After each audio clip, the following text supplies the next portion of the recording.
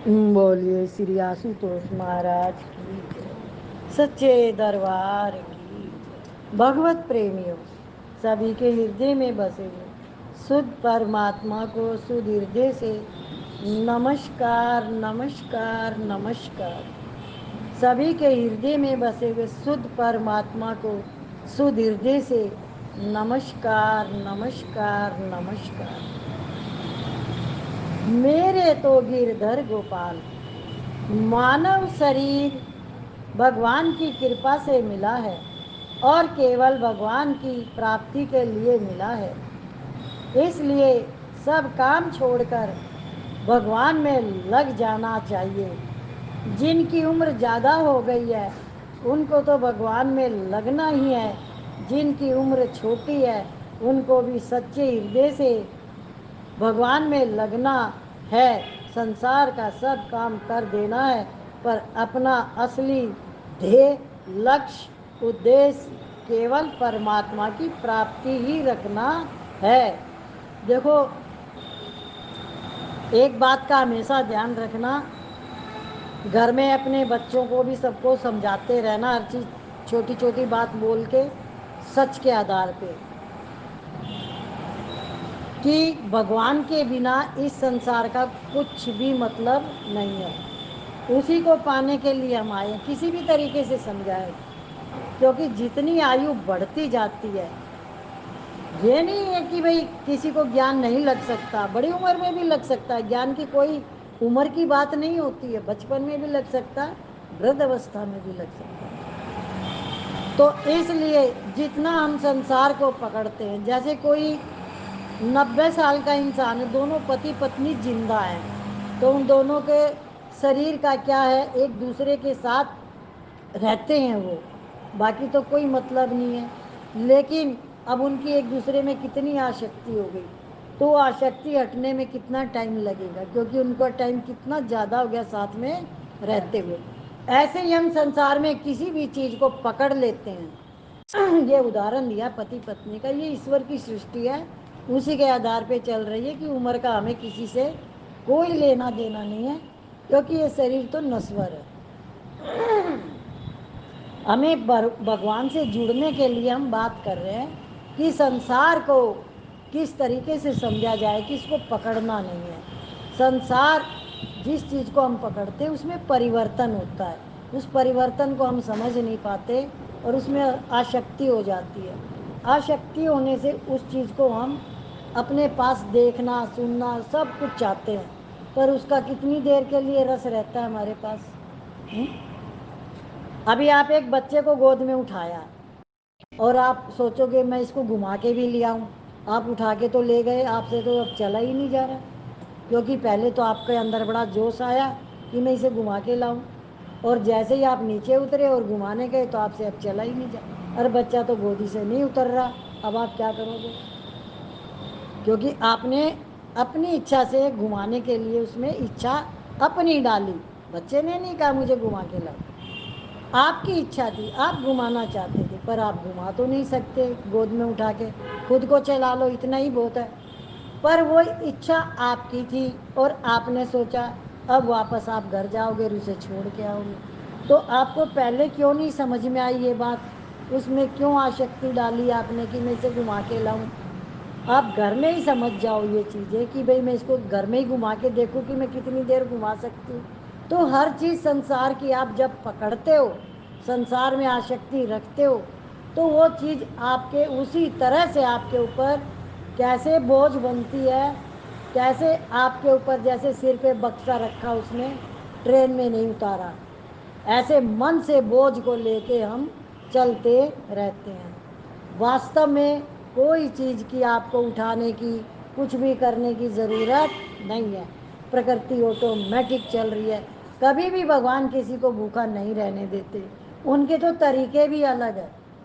समझो आपने गुस्से में खाना नहीं खाया और कहीं से भी बहुत बढ़िया खाना आ गया आपके पास, कोई घर में ही ले आते हैं, कोई कुछ ले आया, समोसे ले आया, जलेबी ले आया, और वो आपको ही आगे पूछेगा आपको खाना है ये, और आप तो भूल गए, ये आप गुस्से में हो। तो किसने खिलाया, भगवान ने। क्यों, वो सबका ही ध्यान रखता है, वो सबको ही खिलाता है। तो कभी भी संसार में आसक्ति ना रखें।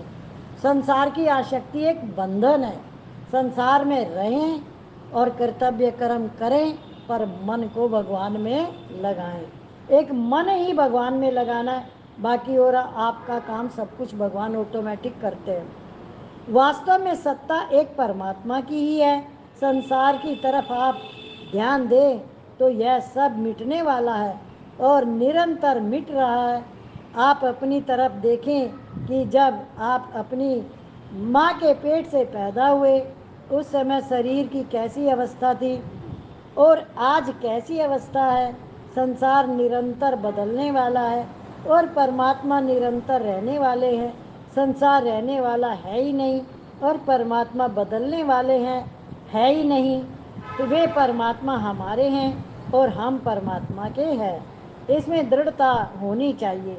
जैसे छोटा बालक कहता है कि माँ मेरी है, उससे कोई पूछे कि माँ तेरी क्यों है, तो इसका उत्तर उसके पास नहीं है। उसके मन में यह शंका ही पैदा नहीं होती कि माँ मेरी क्यों है। माँ मेरी है, बस इसमें उसको कोई संदेह नहीं होता। इसी तरह आप भी संदेह मत करो और ये बात दृढ़ता से मान लो कि भगवान मेरे हैं। अभी आप माँ को अपना क्यों क्यों मानते हो और कैसे मानते हो, इस बात को समझने के लिए आपको उस जगह पे जाना पड़ेगा।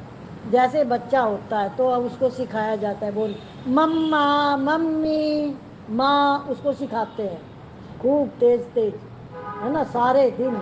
देखिए कौन है, ये दादी है, ये बुआ है, बोल बोल। अच्छा मामा करना उसको सिखा दिया। अब बच्चे को तो पक्का हो गया, एक उसका नाम उसको पक्का हो जाता है क्योंकि सारे जने उसी नाम से बोलते हैं। तो रात को नींद में भी उसको बोलोगे उसका नाम तो वो तो जग के भी बैठ जाएगा कि मेरा ही नाम बोला जा रहा है। तो जगत को पक्का किसने किया, बोल बोल के बोल बोल के। आप सीरियल में भी देखते होंगे कितनी तेज तेज और क्या क्या बोलते हैं, मतलब खोपड़ी खाली कर दे इतनी तेज आवाज होती है उनकी और ऐसे शब्द होते हैं। तो माँ का जो शब्द है वो बच्चे ने कैसे सीखा, उसको सिखाया गया। ऐसे ही ये जो सत्संग है ये आपको बता रहा है कि आप भगवान के और भगवान ही मेरे हैं और मैं ही भगवान का हूँ। ऐसे क्यों बताया जाता है, क्योंकि ये सच है। तो ये सच आपको जब तक आप संतों की श्रेणी में नहीं जाओगे, संतों के पास नहीं जाओगे, सत्य का संग नहीं करोगे, तब तक ये आपको बताएगा कौन। ये जिस जगह पे है वहीं बताया जाएगा। तो ये संग मिलना बहुत कठिन है। कहते हैं ना, मानुष जन्म मिलना बहुत कठिन है, संतों का संग मिलना बहुत कठिन है, उसके बाद गुरु का मिलना तो बहुत ही कठिन है।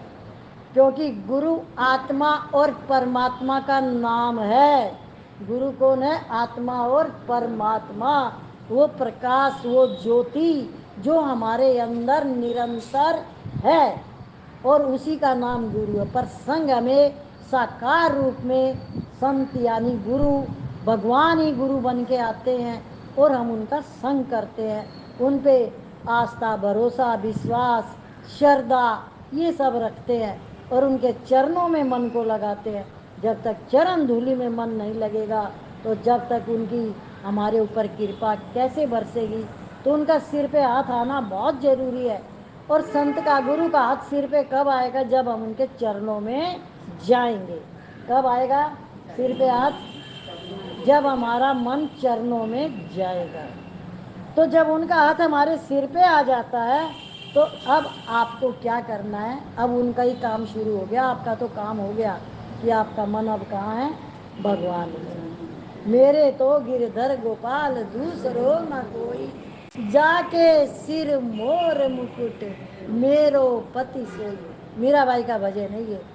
तो मेरे तो गिरधर गोपाल, तो आप भगवान को अपना माने और भगवान है, ये सच भी है कि भगवान मेरे हैं और मैं भगवान का हूँ।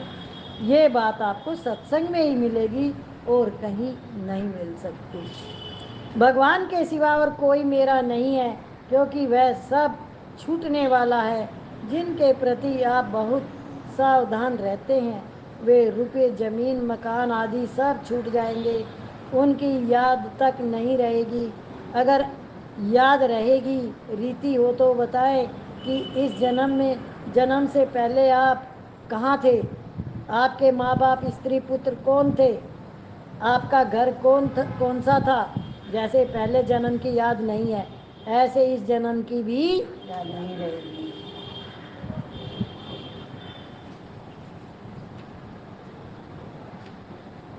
याद नहीं रहेगी।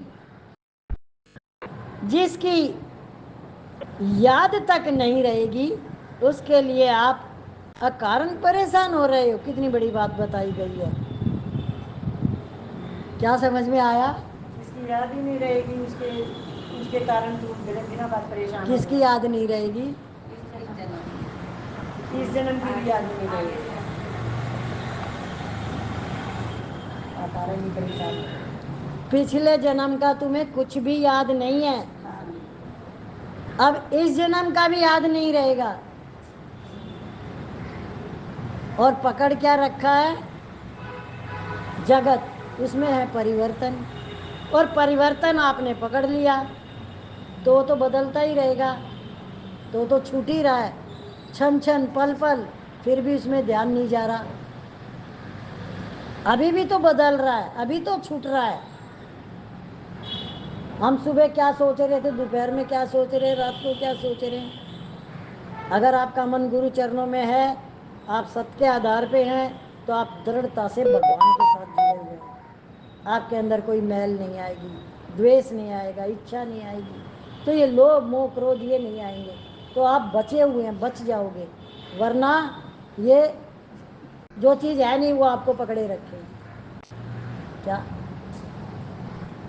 5 ज्ञान इंद्रियां, यानी 5 विषय, 5 विकार, ये संसार के हैं, नित्य परिवर्तन, और इनके अंदर मन रह गया, इनके विषय विकारों में रह गया, तो वो आपको बंधन में बांधे रखेगा, और आप उसमें से निकलोगे कैसे? निकलने के लिए आपको या तो ज्ञान चाहिए, समझ, पूरी समझ, आधी अधूरी नहीं। क्या? आधी अधूरी, जैसे एक उदाहरण के तौर पे है, बहुत गहरी बातें होती हैं। एक लड़के की शादी हुई, उसकी पत्नी उसकी समझ की नहीं आई, ये एक समझने के लिए है। अब वो क्या करे?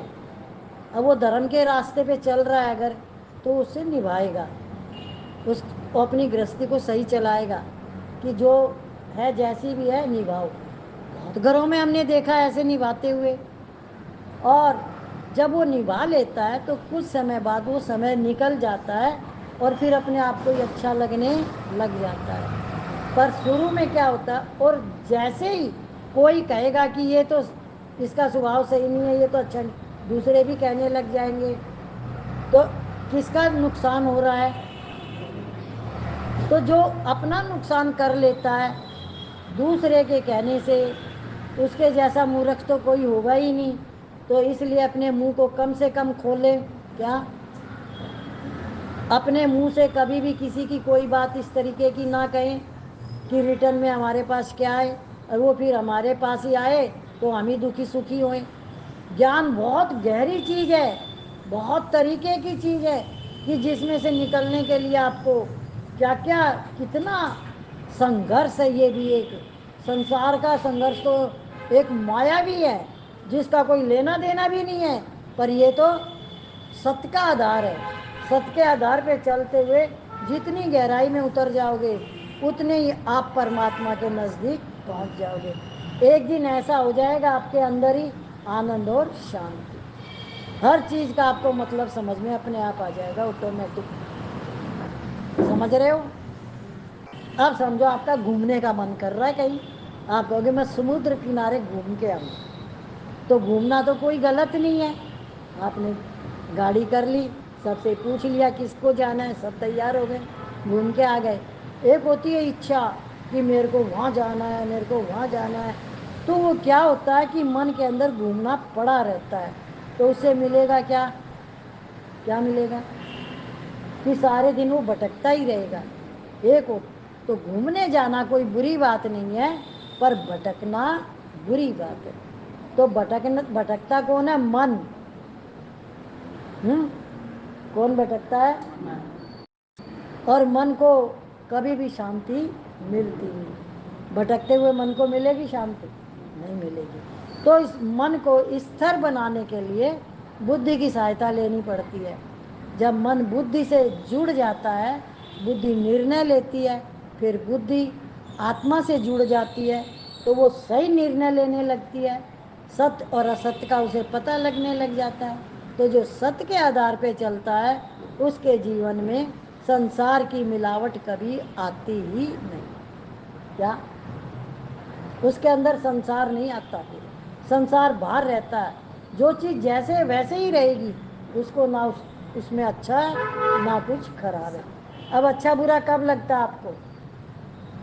सोच के बताओ। खुद के ही बच्चों की बता दो कि वो अच्छे हैं कि बुरे हैं। जब इच्छा होती है दीदी, अच्छा बुरा जब भी होता है। कोई इच्छा किसी ने पूरी एक एक जना बताओ भाई। हाँ पकड़ लेते हैं किसी को, जब हाँ, अब तू बता। दीदी किसी से भी इच्छा रखते हैं, इच्छा पूरी कर देता तो बच्चा अच्छा लगता है। इच्छा वो सुनता नहीं है अपनी तो बुरा लगने लगता है ना? हाँ, दोनों बातें कहते अपने हैं। अंदर ही। और तीसरा कोई बोला था? दीदी मैंने यही बोला था, अपना कहना मान ले, अपने कहने के अनुसार चले तो अपने को वो बच्चा बहुत अच्छा लगता है। जहाँ निगेटिव में जाता है, अपने विरोध में जाता है, वो बोल देता है ये सही नहीं। अच्छा, अभी समझो आपने अपनी इच्छा से कोई बात सोची, वो सामने वाले ने पूरी नहीं करी, तो अब दोष किसका माना जाएगा? दीदी अब कुछ कर, अब मैंने पता चलने लग गया दीदी कि हमारी गलती, हमने क्यों इच्छा की। तो हमारी जो इच्छा है वो दुखों का घर है। हाँ। इच्छा ही, ये सब समझ में आ रहा है? इच्छा दुखों का घर है। तो किससे इच्छा कर रहे हो? संसार से? दीदी नहीं करते संसार से इच्छा कर रहे हो? संसार देगा क्या? जिसमें परिवर्तन होता है वहां कुछ नहीं होता, ये ध्यान कर लेना है? सत्संग में आने के बाद तो अच्छा लगे कि इच्छा किसी से नहीं रखी। नहीं, नई इच्छा वाले को तो सब कुछ मिलता है, भगवान देते हैं अपने आप से। जिसके अंदर इच्छा नहीं होती, भगवान को बहुत ध्यान रखना पड़ता है। जैसे हनुमान जी को देने के लिए भगवान लालियत रहते, ले ले कुछ ले ले, वो कहते मेरे को चाहिए ही नहीं। तो निर वाले के साथ भगवान रहते हैं, और इच्छा वाला भटकता ही रहता है। सब कुछ होते हुए भी वो, उसको ये लगता ही नहीं मेरे पास कुछ है। तो वो लालसा उसको दुख देती है ना।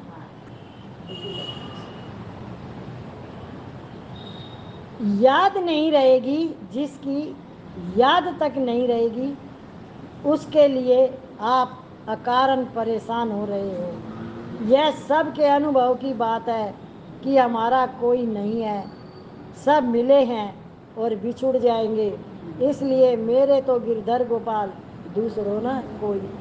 देखो कितनी चीज़ों से हमें ज्ञान मिलता है, और मैं तो आश्चर्य भी करती हूँ।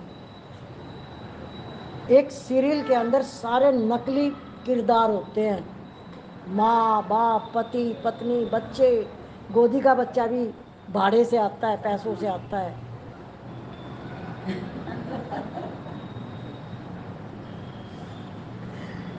और जब वो रोल करते हैं, जब हम टीवी पे देखते हैं रोल करते हैं वो, तो ऐसे लगता है बिल्कुल सच है। ये संसार भी वैसा ही है, ये वही रोल हो रहा है, समझ जाओ। तो सीरियल आपको सारी चीज बता रही है कि ये संसार कैसा है, उसके अंदर सारी चीज बताई जाती है। तो जो चुप रहता है वो सही रहता है, जो बोलता है वो, 100 बात सुनने की ताकत है तो बोलो, और नहीं तो चुप रहो। तो कितनी चीज़ों से किसी चीज़ को तुम खराब कह ही नहीं सकते। उसके अंदर भी गुण मिल जाएगा आपको कि कैसे कुनबा बना, और इस कुनबे की क्या हालत हो गई।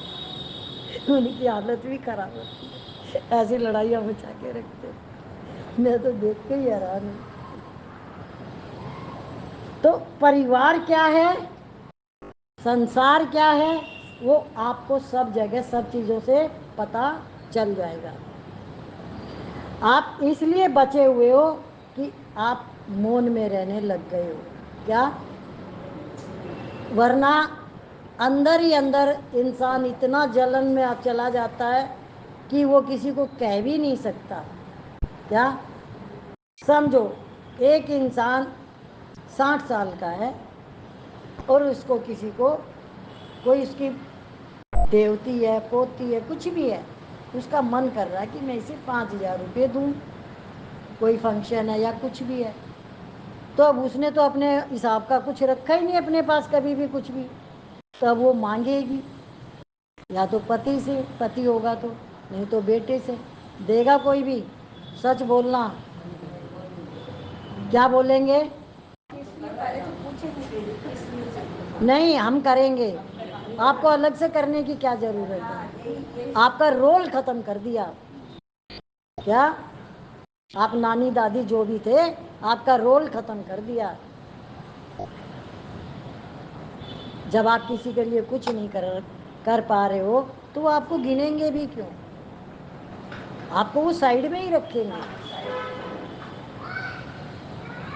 कितनी चीजें हैं हमारे लिए समझने के लिए, और ये समझ क्यों नहीं आती? मोह के कारण। पहले तो उनकी पंचायती में बैठ जाओ, फिर उनको अपनी सारी बातें बताओ, फिर वो आपको यूज करेंगे अपने तरीके से,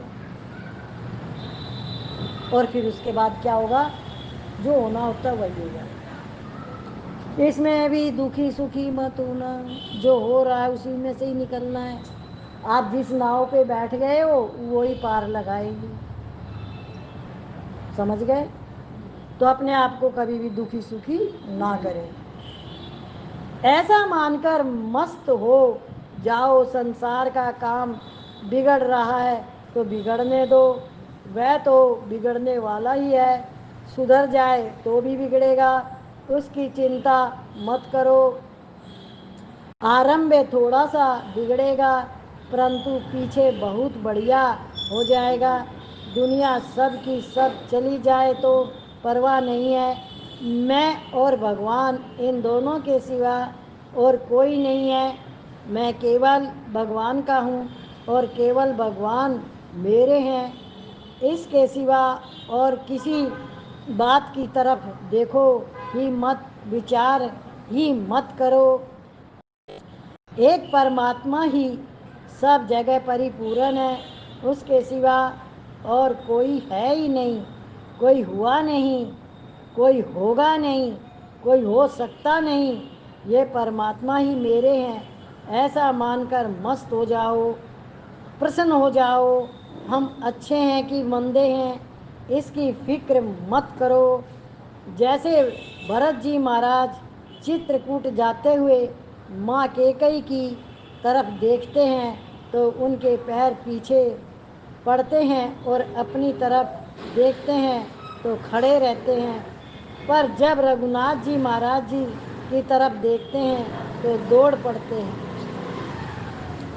जब समझ समुचत रघुनाथ सुभाऊ, तब पथ परत उताहिल पाऊ। यानी ऐसे ही आप अपनी करनी की तरफ मत देखो, अपने पापों की तरफ मत देखो, केवल भगवान की तरफ देखो। जैसे विदुरानी भगवान को छिलका देती है तो भगवान छिलका ही खाते हैं, छिलका खाने में भगवान को जो आनंद आता है वैसा आनंद गिरी में नहीं आता। और ये सच भी हुआ कि जिस भावना से वो दे रही थी और भगवान भी उसी भाव से खा रहे थे। ये संसार भी ऐसे ही बना हुआ है कि हम जिस भावना से जो कार्य करते हैं वो वैसा ही उसके पास पहुंचता है। अब भी क्या आप समझते हो आप परिवार के साथ किस तरीके से रहते हो? परिवार से क्यों प्रेम करना चाहिए? क्योंकि आपको परिवार से प्रेम ही करना चाहिए, मोह नहीं करना चाहिए। मोह में आप उनका नुकसान करोगे, अपना नुकसान करोगे। प्रेम करोगे तो आप भी आनंद में रहोगे और आपका उनके साथ कोई कर्म नहीं बनेगा, क्योंकि लेन देन तो उन्हीं के साथ है। और चुकती भी वहीं से करना है। ये बात अगर क्लियर समझ में नहीं आती है तो इसका अभ्यास करो, ये बहुत ज़रूरी है। क्योंकि हमारा कोई भी ऐसा नहीं है कि जो हमारा कोई दुश्मन हो, हमारा कोई शत्रु हो, है ही नहीं। संसार में सब भगवान है और कोई है ही नहीं। ये बात समझ में जब ही आएगी जब मेरी वृत्तियां वैसी हो जाएंगी कि सब में मुझे भगवान नजर आए। तो ये सब चीजें जब ही होती है जब आप तपस्या, मन से तपस्या करते हो, आप अपनी इंद्रियों की तपस्या करते हो, किसी से इच्छा नहीं रखनी ये भी तपस्या है, क्रोध नहीं करते ये भी तपस्या है, मोह नहीं करते ये भी तप है। इन तप को, इनको समझो आप। तो अपना उद्धार करने के लिए पूरी ताकत लगानी चाहिए, सबसे प्रेम करना चाहिए। यही जीवन का तत्व सार है कि भगवान मेरा है और मैं भगवान की। बोलिए श्री आशुतोष महाराज की जय, सच्चे दरबार की